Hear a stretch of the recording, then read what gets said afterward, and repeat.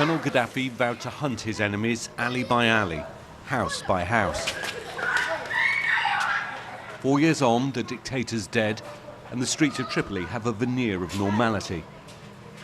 But many are once again living with suspicion and fear.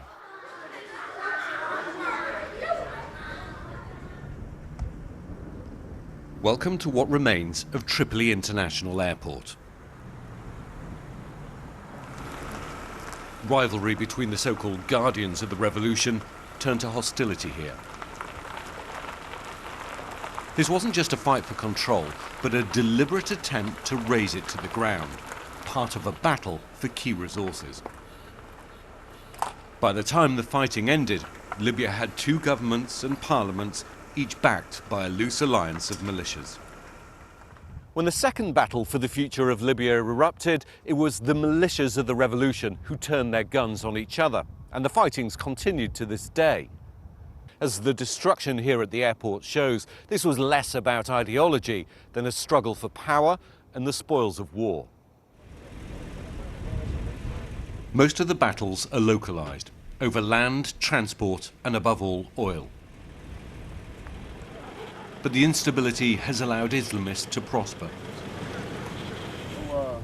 These men support the rival government in Tripoli, led by a veteran of the Afghan war, whose group used to work alongside Al-Qaeda. The internationally recognized government says they're terrorists. We fight for Sharia law. We need to build an Islamic state. We defend our religion, our people, and our land. We're not terrorists. We're not in love with blood or killing. We're calling for a state of justice and law and Islam, and everyone equal in the eyes of the law. But many fear the self-appointed militias who enforce that law. Opposition voices have been silenced, journalists threatened, politicians kidnapped. The Nawasi Brigade control the midnight streets of Tripoli, accused of using excessive force. They're trying to recast themselves as moderates, now helping to catch drug dealers, drunk drivers and thieves.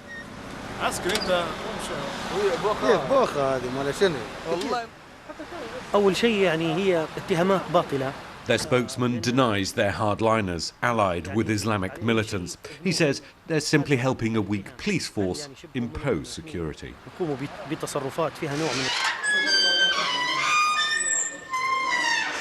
But at what cost? Freedom has become a relative concept in the new Libya.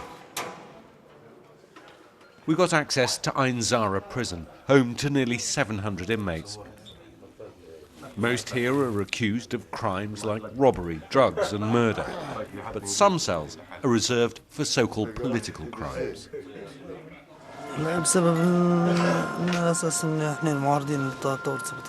I'm here because I was accused of being against the revolution, and we support Gaddafi. When we were first brought here, we were tortured. There's no freedom of speech. Even talking to you, God knows what'll happen to me. But I have to tell the truth.